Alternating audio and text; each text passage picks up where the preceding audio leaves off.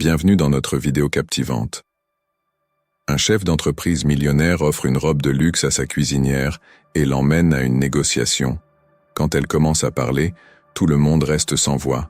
N'oubliez pas de vous abonner à la chaîne et, si vous le pouvez, soutenez-nous en faisant un don via le lien dans le commentaire épinglé. Installez-vous confortablement et profitez de cette incroyable histoire. Dans les cuisines étincelantes du manoir des Beaumont, Amélie Dupont, une femme de 45 ans au visage marqué par les épreuves de la vie, s'affairait à préparer le dîner. Ses mains expertes maniaient les couteaux avec une précision chirurgicale, transformant les ingrédients les plus simples en véritables œuvres d'art culinaire. Malgré son talent incontestable, Amélie n'avait jamais rêvé de grandeur. Elle se contentait de sa vie modeste, heureuse de pouvoir subvenir aux besoins de sa fille unique, Chloé, grâce à son emploi de cuisinière chez les Beaumont. Ce soir-là, alors qu'elle mettait la touche finale à un somptueux plateau de fruits de mer, la porte de la cuisine s'ouvrit brusquement. Gabriel Beaumont, le maître des lieux, fit irruption dans la pièce, le visage illuminé par une excitation inhabituelle. Ses yeux bleus perçants balayèrent la cuisine avant de se poser sur Amélie. « Amélie », s'exclama-t-il, « j'ai besoin de vous parler immédiatement. » Surprise par cette entrée fracassante, Amélie posa délicatement son couteau et s'essuya les mains sur son tablier. « Bien sûr, monsieur Beaumont. Que puis-je faire pour vous ?» Gabriel s'approcha d'elle, baissant la voix comme s'il craignait d'être entendu. « J'ai une proposition à vous faire, une proposition qui pourrait changer votre vie. » Amélie sentit son cœur s'accélérer. Que pouvait bien vouloir cet homme d'affaires multimillionnaire à une simple cuisinière comme elle? « Voyez-vous, » poursuivit Gabriel, « j'ai un rendez-vous crucial demain soir avec des investisseurs potentiels. Il s'agit d'un projet qui me tient particulièrement à cœur, un projet qui pourrait révolutionner l'industrie alimentaire. » Amélie hocha la tête, ne comprenant toujours pas où il voulait en venir. « Et c'est là que vous entrez en jeu, ma chère Amélie, » dit-il avec un sourire énigmatique. « Je veux que vous m'accompagniez à cette réunion. » La cuisinière faillit étrangler de surprise. « Moi, monsieur? Mais je ne connais rien aux affaires. Je ne serai d'aucune utilité. » Gabriel leva la main pour l'interrompre. « Au contraire, Amélie, vous êtes exactement la personne dont j'ai besoin. Votre expertise culinaire, votre passion pour la cuisine authentique, c'est précisément ce qui manque à mon projet. Je veux que vous partagiez votre vision avec ces investisseurs. » Amélie resta bouche bée, incapable de prononcer un mot. Son esprit tourbillonnait, tentant de comprendre ce qui se passait. « Mais, » balbutia-t-elle finalement, « je n'ai rien à me mettre pour une telle occasion. Et ma fille, qui s'occupera d'elle ?» Le sourire de Gabriel élargit. « Ne vous inquiétez pas pour cela. Je vais vous faire livrer une robe digne de l'événement et nous engagerons une babysitter pour Chloé. Tout ce que je vous demande, c'est de venir tel que vous êtes, avec votre authenticité et votre passion. » Amélie sentit ses jambes trembler. Elle qui n'avait jamais quitté sa cuisine, allait-elle vraiment se retrouver au milieu de riches hommes d'affaires? L'idée la terrifiait et l'excitait à la fois. « Alors, qu'en dites-vous, Amélie ?» demanda Gabriel, ses yeux brillants d'anticipation. « Êtes-vous prête à plonger dans l'inconnu ?» La cuisinière prit une profonde inspiration, sentant que sa réponse allait changer le cours de sa vie. Elle regarda Gabriel droit dans les yeux et... « Oui, » répondit finalement Amélie, sa voix à peine plus forte qu'un murmure. « J'accepte votre proposition, monsieur Beaumont. » Le visage de Gabriel s'illumina d'un large sourire. « Excellent. Vous ne le regretterez pas, Amélie. Maintenant, allez vous reposer. Demain sera une journée chargée. » Amélie passa une nuit agitée, son esprit oscillant entre excitation et anxiété. Le lendemain matin, elle fut réveillée par la sonnette de la porte. Un livreur lui remit un immense carton blanc, noué d'un ruban de satin doré. À l'intérieur, elle découvrit une robe d'un bleu nuit profond, scintillante de minuscules cristaux. Jamais de sa vie elle n'avait possédé quelque chose d'aussi luxueux. Avec des gestes précautionneux, comme si elle manipulait un trésor fragile, Amélie enfila la robe. Le tissu soyeux glissa sur sa peau, épousant parfaitement ses formes. Devant le miroir, elle eut du mal à se reconnaître. La femme qui lui faisait face était plus la simple cuisinière, mais une personne élégante et distinguée. Chloé, sa fille de 15 ans, entra dans la chambre et resta bouche bée. « Maman, tu es magnifique. » Amélie sentit les larmes lui monter aux yeux. « Oh, ma chérie » murmura-t-elle en serrant sa fille dans ses bras. « J'ai tellement peur. Et si je fais tout rater ?» Chloé recula et prit le visage de sa mère entre ses mains. « Tu vas y arriver, maman. Tu es la femme la plus forte et la plus talentueuse que je connaisse. Montre-leur qui tu es vraiment. » Ces mots sincères insufflèrent à Amélie un courage qu'elle ne se connaissait pas. Elle se redressa, prête à affronter ce qui l'attendait. À 18 heures précises, une limousine noire s'arrêta devant leur modeste appartement. Gabriel en sortit, vêtu d'un costume impeccable. Il marqua un temps d'arrêt en voyant Amélie. « Vous êtes resplendissante », dit-il avec une admiration non feinte. Le trajet jusqu'au lieu de la réunion se fit dans un silence tendu. Amélie regardait défiler les rues de Paris, son cœur battant la chamade. Ils arrivèrent finalement devant un imposant bâtiment en pierre de taille. « Nous y sommes », annonça Gabriel. « Vous êtes prête ?» Amélie prit une profonde inspiration. « Aussi prête que je peux l'être, je suppose. » Ils pénétrèrent dans un hall majestueux, puis prirent un ascenseur jusqu'au dernier étage. Les portes s'ouvrirent sur une vaste salle de conférence où une dizaine d'hommes en costume attendaient. Tous les regards se tournèrent vers eux. Gabriel s'avança, Amélie à ses côtés. « Messieurs, » dit-il d'une voix assurée, « permettez-moi de vous présenter Amélie Dupont, la pièce maîtresse de notre projet. » Un murmure surpris parcourut l'assemblée. Amélie sentit la panique monter en elle. Que faisait-elle ici, parmi ces hommes d'affaires? Elle n'était qu'une simple cuisinière, pas une femme d'affaires ou une experte en quoi que ce soit. Mais alors qu'elle allait ouvrir la bouche pour s'excuser et partir, les mots de sa fille lui revinrent en mémoire. « Montre-leur qui tu es vraiment. » Amélie prit une profonde inspiration, redressa les épaules et fit un pas en avant. « Messieurs, » commença-t-elle d'une voix qu'elle s'efforça de rendre ferme, « je ne suis peut-être pas celle que vous attendiez. Je n'ai pas de diplôme prestigieux, pas de costume hors de prix. Mais ce que j'ai, c'est une passion dévorante pour la cuisine et une connaissance intime de ce qui fait vibrer les papilles des gens ordinaires. » Le silence qui suivit était palpable. Amélie sentit tous les regards fixés sur elle, certains curieux, d'autres sceptiques. Elle savait que les prochains mots qu'elle prononcerait pourraient tout changer. Son destin, celui de sa fille, et peut-être même celui de Gabriel Beaumont et de son mystérieux projet, tout dépendait de ce qu'elle allait dire maintenant. Elle prit une autre inspiration profonde, puisant dans ses années d'expérience en cuisine, dans les sourires des gens qui avaient goûté ses plats, dans l'amour de sa fille. Et alors, elle commença à parler. « Messieurs, » reprit Amélie d'une voix qui gagnait en assurance, « laissez-moi vous parler de la véritable essence de la cuisine. Ce n'est pas seulement une question d'ingrédients coûteux ou de techniques sophistiquées, c'est une question d'amour, de passion et surtout de connexion humaine. » Les hommes d'affaires, d'abord sceptiques, commencèrent à se pencher en avant, intrigués par les paroles de cette femme qui ne ressemblait en rien à leurs interlocuteurs habituels. « Voyez-vous, » poursuivit Amélie, « j'ai passé ma vie dans les cuisines. J'ai vu des familles se réconcilier autour d'un bon repas, des amoureux se déclarer leur flamme en partageant un dessert, des enfants découvrir le plaisir des saveurs.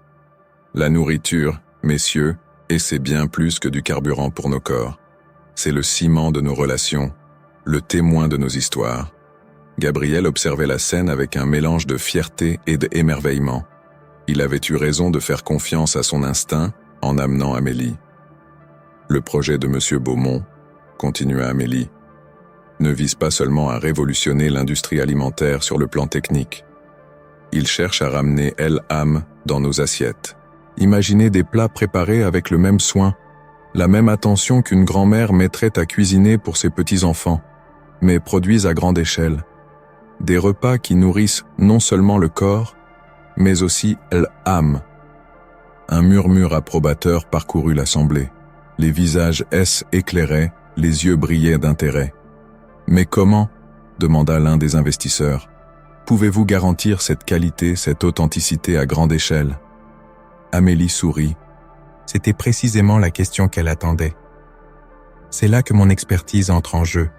J'ai passé des années à perfectionner des recettes, à comprendre comment chaque ingrédient interagit avec les autres. Avec elle, l'équipe de Monsieur Beaumont, nous avons développé un système qui permet de reproduire cette attention aux détails, cette passion du goût, même dans une production industrielle. Elle se tourna vers Gabriel, qui hocha la tête en signe d'encouragement. Nous avons créé des algorithmes basés sur les techniques traditionnelles de cuisine, combinés à des technologies de pointe. Chaque lot de production est surveillé, ajusté en temps réel, pour garantir que chaque plat soit aussi bon que s'il avait été préparé dans la cuisine d'un grand restaurant. Les investisseurs échangèrent maintenant des regards impressionnés. L'un d'eux leva la main. « Mais comment pouvons-nous être sûrs que cela fonctionne réellement ?» Amélie échangea un regard complice avec Gabriel. Était le moment qu'ils attendaient. « Eh bien, messieurs, dit-elle avec un sourire malicieux, vous avez déjà goûté le résultat de notre travail. » Un silence stupéfait s'abattit sur la salle. Les hordes œuvres que vous avez dégustées en attendant cette réunion, expliqua Amélie, ont tous été préparés selon notre nouveau procédé. Ce n'étaient pas des plats faits à la main par un chef étoilé, mais le résultat de notre technologie combinée à des recettes authentiques. Les hommes d'affaires se regardèrent, bouche bée. Ils avaient effectivement été impressionnés par la qualité des amuse-bouches servies avant la réunion, les prenant pour des créations d'un traiteur haut de gamme. Ce que nous vous proposons, conclut Amélie, c'est de démocratiser l'excellence culinaire, de permettre à chacun, quelle que soit sa situation, de goûter à des plats dignes des meilleures tables, préparés avec amour et respect des traditions. Le silence qui suivit était chargé d'émotion. Puis, lentement, un applaudissement se fit entendre, suivi d'un autre, puis d'un autre encore. Bientôt, toute la salle applaudissait Amélie, debout. Gabriel s'approcha d'elle, les yeux brillants de fierté et de émotion. « Vous avez été extraordinaire, Amélie, » murmura-t-il.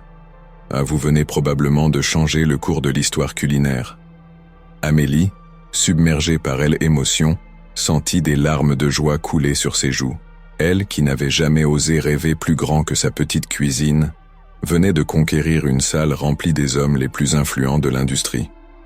Mais alors que les investisseurs s'approchaient pour la féliciter et lui poser des questions, une pensée traversa soudain l'esprit d'Amélie. Une question qui allait bientôt tout remettre en question. Alors que les investisseurs se pressaient autour d'Amélie, l'accablant de questions et de félicitations, une pensée soudaine traversa son esprit, comme un éclair dans un ciel clair. Elle se figea, son sourire se figeant sur son visage. « Amélie » murmura Gabriel, remarquant son changement d'attitude. « Tout va bien ?» Elle hocha distraitement la tête, s'efforçant de maintenir son sourire tandis qu'elle répondait aux questions des investisseurs. Mais intérieurement, son esprit bouillonnait. La réunion se termina sur une note triomphale, les investisseurs promettant leur soutien enthousiaste au projet. Gabriel rayonnait de joie alors qu'il raccompagnait Amélie à la limousine. « Vous avez été absolument extraordinaire », s'exclama-t-il une fois qu'ils furent seuls dans la voiture. « Je savais que vous étiez la clé de ce projet, mais vous avez dépassé toutes mes espérances. » Amélie resta silencieuse, le regard perdu dans le vague. « Amélie » insista Gabriel, son enthousiasme laissant place à l'inquiétude. « Quelque chose ne va pas ?» Elle se tourna vers lui, les yeux brillants de larmes contenues. « Monsieur Beaumont » commença-t-elle d'une voix tremblante. « Je ne peux pas faire ça. » Gabriel la regarda, abasourdi. « Comment ça, vous ne pouvez pas? Vous venez de le faire, et de manière brillante. » Amélie secoua la tête. « Ce n'est pas ce que je veux dire. Je ne peux pas participer à ce projet. » Un silence pesant s'installa dans la limousine. Gabriel la fixait, incrédule. « Mais pourquoi ?» finit-il par demander. « Amélie, vous avez vu leur réaction. Ce projet va être un succès phénoménal. Vous allez devenir riche, célèbre même. Vous pourrez offrir à votre fille tout ce dont elle a toujours rêvé. » Les larmes coulèrent maintenant librement sur les joues d'Amélie. « C'est justement ça le problème, » murmura-t-elle. « Tout ce discours sur l'authenticité, sur l'amour dans la cuisine. Je le pensais vraiment, mais en parlant, j'ai réalisé que ce que nous proposons va à l'encontre de tout cela. Gabriel fronça les sourcils. Je ne comprends pas. Amélie prit une profonde inspiration. La vraie cuisine. Celle qui nourrit l'âme ne peut pas être industrialisée, Monsieur Beaumont. Elle nécessite une présence humaine, une intention, un amour qui ne peut pas être remplacé par des algorithmes, aussi sophistiqués soient-ils. Mais nos plats sont excellents, protesta Gabriel. Vous l'avez dit vous-même. Ils sont bons, oui, acquiesça Amélie, mais il manque de cette étincelle, de cette imperfection qui rend chaque plat unique. En essayant de rendre la haute cuisine accessible à tous, nous risquons de lui faire perdre son essence même. Gabriel la regardait, partagé entre la frustration et l'admiration. Vous réalisez ce que vous êtes en train de faire ? Vous renoncez à une opportunité qui ne se représentera peut-être jamais. Amélie hocha tristement la tête. Je sais, mais je ne pourrais pas me regarder dans le miroir si je participais à un projet qui va à l'encontre de tout ce en quoi je crois. Le silence retomba dans la limousine. Gabriel fixait le paysage qui défilait, perdu dans ses pensées. Amélie, elle, sentait un mélange de soulagement et de regret l'envahir. Elle venait peut-être de renoncer à la chance de sa vie, mais elle savait au fond d'elle-même qu'elle avait pris la bonne décision. Soudain, Gabriel se tourna vers elle. Au lieu de chercher à produire des plats en masse, nous utilisions notre technologie pour... Amélie se pencha en avant, captivée par ce qu'elle entendait. Une nouvelle idée commençait à prendre forme, une idée qui pourrait tout changer. Et si, poursuivit Gabriel, ses yeux brillants d'excitation, au lieu de chercher à produire des plats en masse, nous utilisions notre technologie pour autonomiser les petits restaurateurs et les cuisiniers amateurs. Amélie le regarda, intriguée. « Et comment ça ?»« Imaginez, » expliqua Gabriel, « une plateforme qui mettrait à disposition des algorithmes et des outils de pointe pour aider les petits restaurateurs à optimiser leurs recettes, à gérer leur stock, à prévoir la demande. Mais au lieu de remplacer le chef, notre technologie le soutiendrait, l'aiderait à exprimer pleinement sa créativité. » Les yeux d'Amélie S. éclairèrent. « Et pour les cuisiniers amateurs ?»« Exactement, » s'exclama Gabriel. « Nous pourrions créer une application qui guiderait les gens pas à pas dans la préparation de plats complexes, en s'adaptant en temps réel à leurs actions, comme avoir un chef étoilé virtuel à vos côtés dans la cuisine. » Amélie sentit l'excitation monter en elle. « Et nous pourrions inclure des fonctionnalités pour partager des recettes, organiser des dîners communautaires. »« Oui, » acquiesça Gabriel avec enthousiasme. « Nous ne chercherions plus à remplacer l'élément humain dans la cuisine, mais à le valoriser, à le soutenir. » Ils passèrent le reste du trajet à échafauder des plans, à imaginer les possibilités de cette nouvelle direction. Lorsque la limousine s'arrêta devant l'appartement d'Amélie, ils étaient tous deux électrisés par les perspectives qui s'ouvraient à eux. « Amélie, » dit Gabriel avant qu'elle ne descende, « je veux que vous soyez plus qu'une simple consultante sur ce projet. Je veux que vous en soyez la co-créatrice, à part égale avec moi. » Amélie le regarda stupéfaite. « Mais je ne suis qu'une cuisinière. Je ne connais rien au monde des affaires, à la technologie. » Gabriel secoua la tête en souriant. « Vous êtes bien plus que ça, Amélie. Vous avez une compréhension profonde de ce qui fait l'âme de la cuisine. C'est exactement ce dont ce projet a besoin. » Émue aux larmes, Amélie accepta d'un hochement de tête. Les semaines qui suivirent furent un tourbillon d'activités. Amélie jonglait entre son travail de cuisinière, qu'elle n'avait pas voulu abandonner, et le développement du nouveau projet. Elle passa des heures à discuter avec des développeurs, à tester des prototypes, à partager sa vision de ce que la cuisine devrait être. Sa fille, Chloé, la regardait s'épanouir avec fierté. Un soir, alors qu'Amélie rentrait tard d'une réunion, elle trouva sa fille qui l'attendait. « Maman, » dit Chloé en la serrant dans ses bras, « je suis tellement fière de toi. Tu es en train de changer le monde, tu sais. » Amélie sentit son cœur se gonfler de émotion. « Oh, ma chérie, c'est grâce à toi que j'ai eu le courage de faire tout ça. » Mais alors que le projet prenait forme, de nouveaux défis apparurent. Certains investisseurs, déçus par l'abandon de l'idée originale, se retirèrent. D'autres, plus visionnaires, prirent leur place. Un jour, alors qu'Amélie présentait le concept à un groupe de restaurateurs, l'un d'eux se leva, furieux. « Vous voulez nous remplacer par des machines, est-ce » écria-t-il. Amélie sentit la panique monter en elle. Comment expliquer que C était tout le contraire? Elle chercha Gabriel du regard, mais il était absent ce jour-là. Elle était seule face à cette foule hostile. Prenant une profonde inspiration, elle se souvint de ce qui l'avait poussée à accepter ce défi en premier lieu, sa passion pour la cuisine, son désir de partager l'amour à travers les repas. « Non », dit-elle d'une voix ferme, « nous ne voulons pas vous remplacer, nous voulons vous donner les outils pour briller encore plus. » Et alors, puisant dans son expérience et sa passion, elle commença à parler. Ces mots, simples mais puissants, commencèrent à toucher son audience.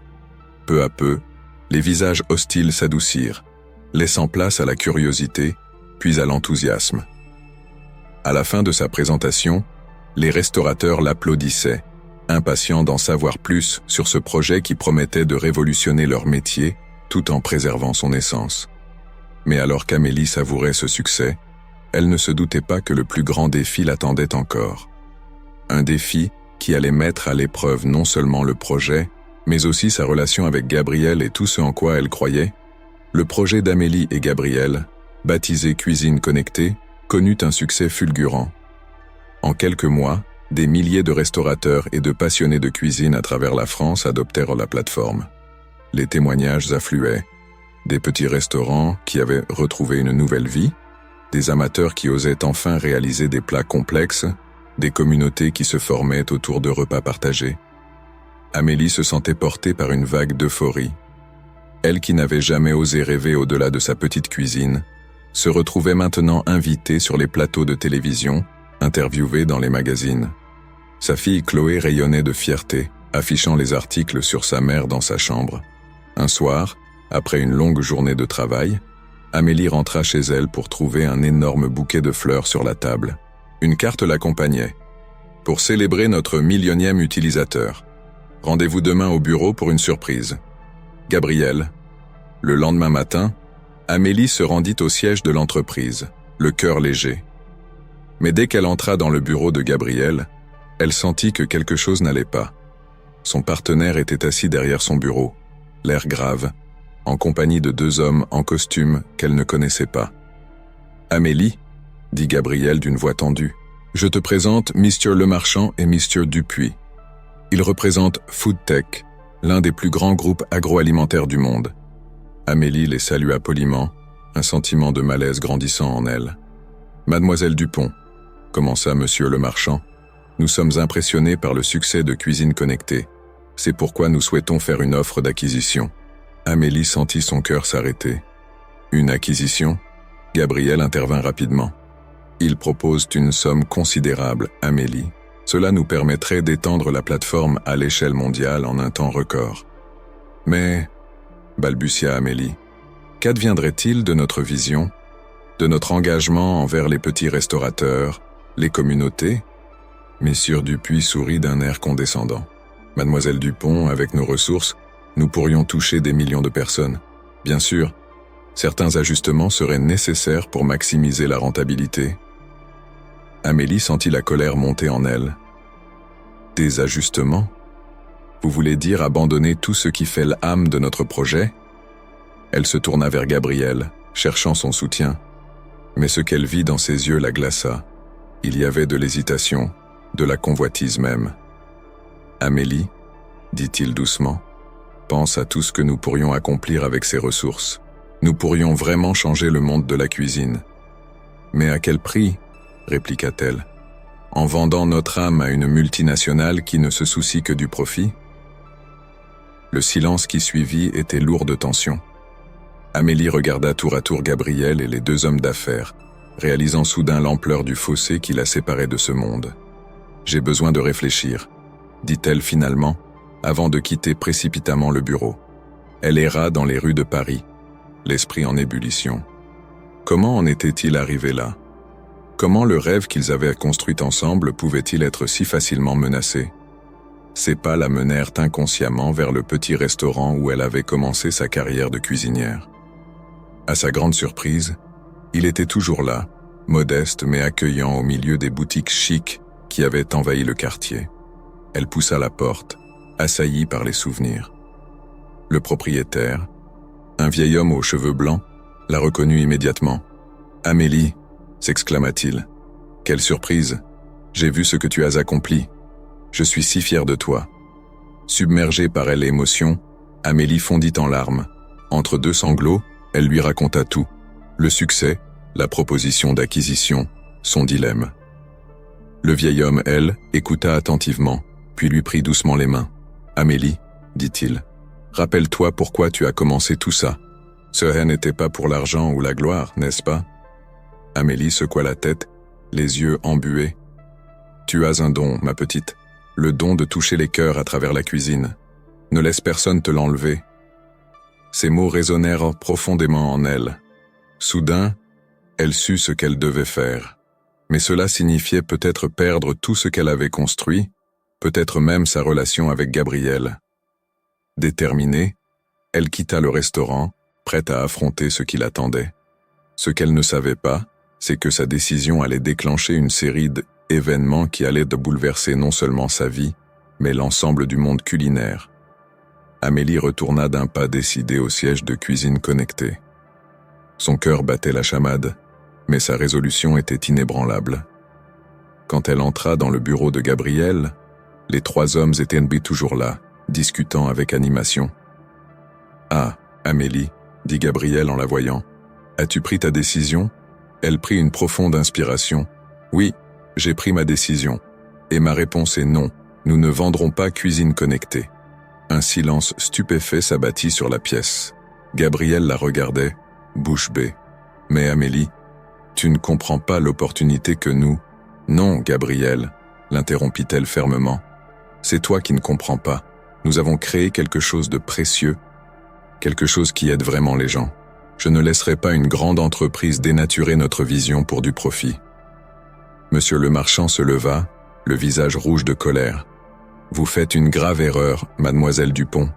Vous ne réalisez pas les forces en jeu ici. » Amélie se tourna vers lui, le regard dur. « Je réalise parfaitement, monsieur. Et c'est précisément pourquoi je refuse. Vous ne pouvez pas faire ça, explosa Monsieur Dupuis. Nous avons déjà commencé à mettre en place des accords avec vos partenaires. Amélie sentit un frisson la parcourir. Quoi? De quoi parlez-vous? Gabriel eut au moins la décence de paraître gêné. Amélie, j'ai pensé que ce serait mieux d'avancer les choses, pour le bien de l'entreprise. La trahison la frappa comme un coup de poing. Tu as négocié dans mon dos? Comment as-tu pu? Je l'ai fait pour nous, Amélie, plaida Gabriel. Pour notre avenir. Amélie secoua la tête, les larmes aux yeux. Non, Gabriel, tu l'as fait pour toi. J'ai été naïve de penser que nous partagions la même vision. Elle se tourna vers les deux hommes d'affaires. Messieurs, je suis désolé, mais il n'y aura pas de vente. Cuisine connectée restera indépendante. Monsieur le marchand la fixa d'un regard glacial. Vous le regretterez, mademoiselle Dupont. Nous avons les moyens de vous écraser. Peut-être, répondit Amélie. Mais au moins, je pourrais me regarder dans le miroir. Sur ces mots, elle quitta le bureau, ignorant les appels de Gabriel. Une fois dans la rue, elle sortit son téléphone et composa un numéro. Chloé, c'est maman. J'ai besoin de ton aide. Les jours qui suivirent furent un tourbillon d'activités. Amélie, aidée par sa fille et une poignée d'employés fidèles, travailla jour et nuit pour contrer les manœuvres de Foodtech. Ils contactèrent chaque partenaire, chaque utilisateur, expliquant la situation et réaffirmant leur engagement envers leur vision originale. À leur grande surprise, le soutien fut massif. Des milliers de restaurateurs et de passionnés de cuisine se mobilisèrent, partageant leur histoire et l'importance de cuisine connectée dans leur vie. Les réseaux sociaux s'enflammèrent. Je soutiens Amélie devenant virale en quelques heures. Mais Foodtech ne resta pas inactive. Des rumeurs commencèrent à circuler, remettant en question l'intégrité d'Amélie et l'efficacité de la plateforme. Certains partenaires, effrayés par la puissance du géant agroalimentaire, se retirèrent. Amélie sentait le poids du monde sur ses épaules. Elle dormait à peine, passant ses journées à rassurer les partenaires, à motiver son équipe, à chercher des solutions. Un soir, alors qu'elle travaillait tard au bureau, elle reçut un appel inattendu. C était le vieil homme du restaurant où elle avait commencé. « Amélie, dit-il, j'ai entendu ce qui se passe. Je voulais te dire que nous sommes tous derrière toi, les petits restaurateurs, les vrais amoureux de la cuisine. Nous ne te laisserons pas tomber. » Ces mots lui donnèrent un regain de énergie. Elle réalisa soudain qu'elle n'était pas seule dans cette bataille. Toute une communauté la soutenait, unie par l'amour de la cuisine authentique. Avec une détermination renouvelée, Amélie se remit au travail. Elle avait une idée folle qui pourrait tout changer. Mais pour la réaliser, elle aurait besoin de l'aide de chaque membre de la communauté Cuisine Connectée. Alors qu'elle commençait à élaborer son plan, elle ne se doutait pas que ses actions allaient en bientôt déclencher une révolution dans le monde culinaire. Une révolution qui dépasserait ses rêves les plus fous. L'idée d'Amélie était audacieuse, presque téméraire. Elle voulait organiser le plus grand festival culinaire participatif que la France ait jamais connu. Un événement qui mettrait en valeur la diversité et l'authenticité de la cuisine, du petit bistrot de quartier au restaurant étoilé, en passant par les cuisiniers amateurs passionnés. Avec l'aide de Chloé et de son équipe dévouée, Amélie se lança dans l'organisation de ce qu'ils appelèrent la fête de la cuisine authentique. Ils utilisèrent la plateforme Cuisine Connectée pour coordonner l'événement, invitant chaque utilisateur à y participer d'une manière ou d'une autre. La réponse fut au-delà de leurs espérances. Des milliers de personnes à travers la France s'inscrivirent pour participer. Des chefs renommés proposèrent d'animer des masterclass gratuites. Des producteurs locaux s'engagèrent à fournir des ingrédients. Des amateurs enthousiastes se portèrent de volontaires pour aider à l'organisation. Mais alors que l'excitation montait, les obstacles se multipliaient. Foodtech, furieux de voir leur projet d'acquisition s'effondrer, redoubla d'efforts pour saboter l'événement. Ils firent pression sur les fournisseurs, tentèrent de discréditer Amélie dans les médias et même d'acheter les lieux prévus pour le festival. Amélie se retrouva à lutter sur tous les fronts. Elle enchaînait les interviews pour défendre son projet, négociait avec les autorités pour obtenir les autorisations nécessaires et travaillait sans relâche pour maintenir l'unité de sa communauté face aux attaques. Un soir, épuisée après une journée particulièrement difficile, elle reçut un message inattendu de Gabriel. « Amélie, je sais que tu n'as aucune raison de me faire confiance, mais j'ai des informations qui pourraient t'aider. Puis-je te voir ?» Hésitante, Amélie accepta finalement de le rencontrer dans un café discret. Gabriel avait l'air fatigué et nerveux. « Je suis désolé, Amélie, » commença-t-il. « J'ai été aveuglé par l'argent et le pouvoir, mais en te voyant te battre pour tes convictions, j'ai réalisé à quel point j'avais tort. » Il sortit une clé USB de sa poche. « Voici des documents qui prouvent les pratiques douteuses de Foodtech. Ils ne reculeront devant rien pour vous arrêter. » Amélie prit la clé USB, partagée entre méfiance et espoir. « Pourquoi fais-tu ça maintenant ?» Gabriel sourit tristement. « Parce que tu m'as rappelé pourquoi nous avions commencé ce projet en premier lieu. Pour aider les gens, pas pour s'enrichir. » Armée de ces nouvelles informations, Amélie redoubla d'efforts. Elle travailla avec des journalistes d'investigation pour exposer les agissements de Foodtech. L'opinion publique, déjà largement en sa faveur, bascula complètement de son côté. Le jour de l'ouverture du festival arriva enfin. Les rues de Paris étaient envahies par une foule joyeuse et diverse. Des odeurs alléchantes flottaient dans l'air, mélange de cuisine traditionnelle et d'innovations culinaires audacieuses. Amélie, debout sur une petite estrade, regarda la foule avec émotion. Elle vit des visages familiers, le vieil homme de son premier restaurant, des utilisateurs fidèles de Cuisine Connectée, sa fille Chloé qui la regardait avec fierté. « Mes amis », commença-t-elle, sa voix portée par les haut-parleurs, « aujourd'hui, nous célébrons bien plus que la nourriture. Nous célébrons la passion, l'authenticité et le pouvoir de la communauté. » Alors qu'elle prononçait ces mots, Amélie ne se doutait pas que son discours allait être retransmis en direct sur toutes les chaînes nationales, ni que des millions de personnes à travers le monde allaient bientôt s'en inspirer pour lancer leurs propres mouvements culinaires authentiques. Elle ne savait pas non plus qu'au même moment, dans les bureaux de Foodtech, une réunion de crise se tenait, alors que les actions de l'entreprise chutaient en bourse suite aux révélations sur leurs pratiques. Ce qu'elle savait, c'est qu'elle avait trouvé sa véritable vocation. Non pas simplement cuisiner, mais inspirer les autres à redécouvrir la joie et l'amour dans la préparation des repas. Alors qu'elle terminait son discours sous un tonnerre d'applaudissements, Amélie réalisa que ce N était que le début d'une nouvelle aventure. Une aventure qui allait transformer non seulement sa vie, mais celle de millions de personnes à travers le monde. Le succès du festival, la fête de la cuisine authentique, dépassa toutes les attentes d'Amélie. Pendant une semaine, Paris devint, épicentre d'une révolution culinaire mondiale. Des chefs du monde entier affluèrent pour participer. Des médias internationaux couvrirent, l'événement, et les réseaux sociaux s'enflammèrent avec des millions de partages de recettes, de techniques et d'histoires personnelles liées à la cuisine. Mais pour Amélie, le vrai triomphe résidait dans les petits moments. Le sourire d'un amateur fier de sa première sauce parfaitement émulsionnée, les larmes d'un chef âgé voyant sa recette familiale transmise à une nouvelle génération, les éclats de rire d'enfants découvrant le plaisir de pétrir la pâte à pain. Dans les semaines qui suivirent, Amélie fut sollicitée de toutes parts. Des gouvernements la contactèrent pour discuter de politiques alimentaires, des universités l'invitèrent à donner des conférences, des maisons d'édition lui proposèrent des contrats pour des livres de cuisine. Mais ce qui la touchait le plus, c'étaient les messages qu'elle recevait quotidiennement de gens ordinaires. Des familles qui avaient recommencé à cuisiner ensemble, des communautés qui avaient lancé des jardins partagés, des écoles qui avaient intégré des cours de cuisine à leur programme.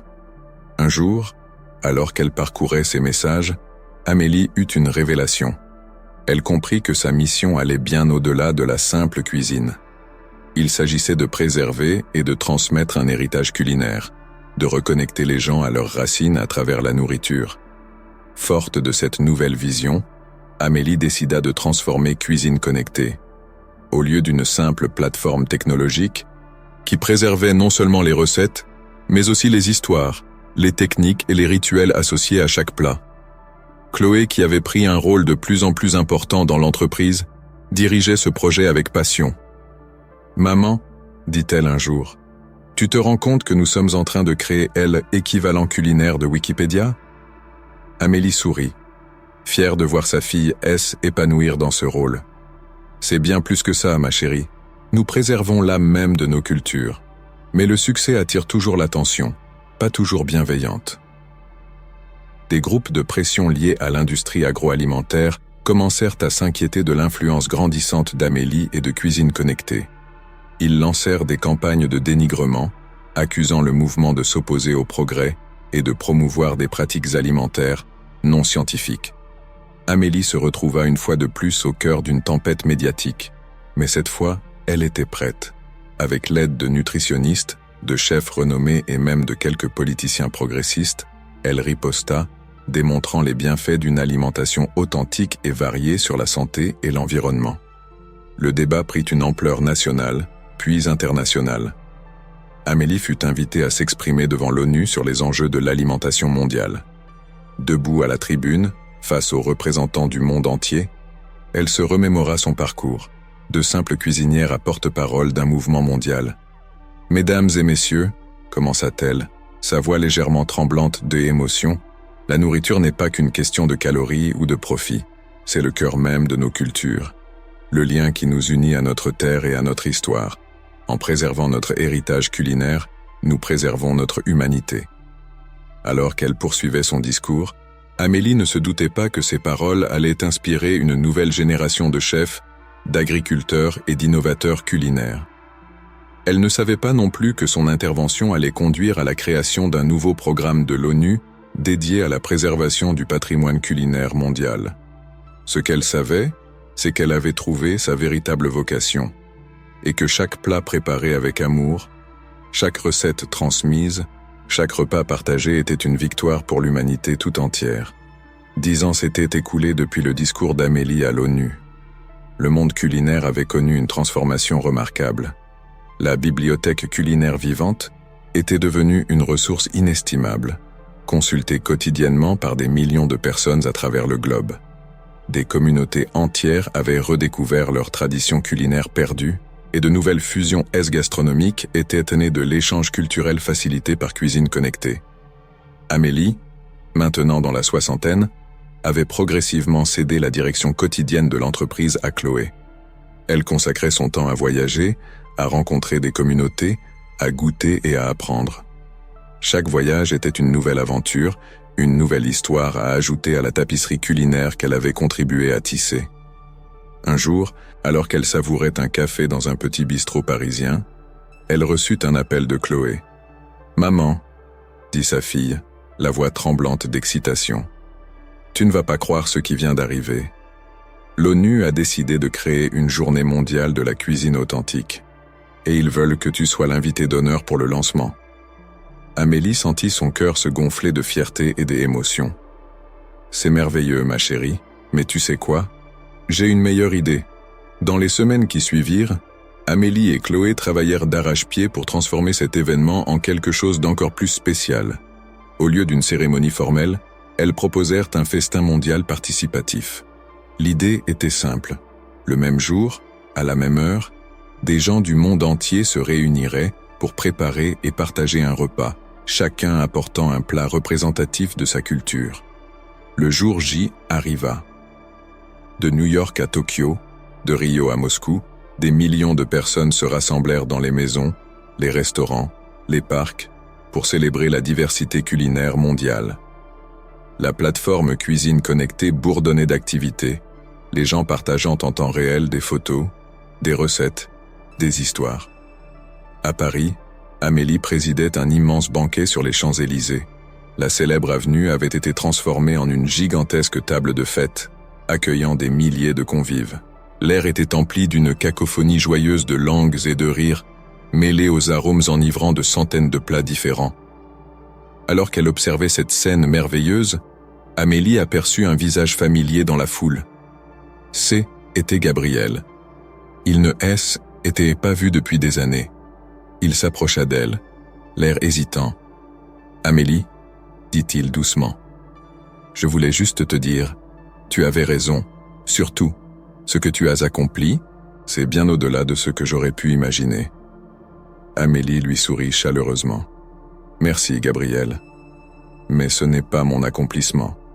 C'est celui de tous ces gens, ici et partout dans le monde, qui ont choisi de préserver et de célébrer leur héritage culinaire. » Soudain, un silence se fit dans la foule. Tous les yeux se tournèrent vers Amélie, attendant qu'elle prenne la parole. Elle monta sur une petite estrade, regardant la mer de visages qui étendait devant elle. « Mes amis » commença-t-elle, sa voix portée par des haut-parleurs et retransmise dans le monde entier. « Aujourd'hui, nous ne célébrons pas seulement la nourriture. Nous célébrons notre humanité commune. Chaque plat ici présent raconte une histoire, l'histoire d'une famille, d'une culture, d'un peuple. En partageant ces histoires, nous tissons des liens qui transcendent les frontières et les différences. » Elle leva son verre. « Alors mangeons, rions, partageons, car c'est ainsi que nous nourrissons non seulement nos corps, mais aussi nos âmes. » Un tonnerre d'applaudissements éclata, suivi par le joyeux tintement des couverts et le brouhaha des conversations. Amélie descendit de l'estrade et se mêla à la foule, savourant un peu de chaque plat, écoutant les histoires de chacun. Plus tard dans la soirée, alors que la fête battait encore son plein, Amélie éclipsa discrètement. Elle marcha jusqu'aux rives de la Seine, contemplant la ville illuminée. Elle pensa à son parcours, depuis la petite cuisine où elle avait commencé jusqu'à ce moment extraordinaire. Une douce brise caressa son visage, portant les échos lointains de la fête. Amélie sourit, le cœur rempli de gratitude. Elle avait commencé par vouloir simplement nourrir les gens et avait fini par nourrir l'âme du monde. Alors qu'elle regardait les eaux scintillantes de la Seine, Amélie sut que son voyage ne faisait que commencer, car tant qu'il y aurait des gens pour cuisiner avec amour, pour partager un repas avec leurs voisins, pour transmettre une recette à leurs enfants, son rêve d'un monde uni par la cuisine continuerait à vivre et à grandir. Et c'est ainsi que se termine notre histoire, mais pas celle d'Amélie, ni celle des millions de personnes qu'elle a inspirées.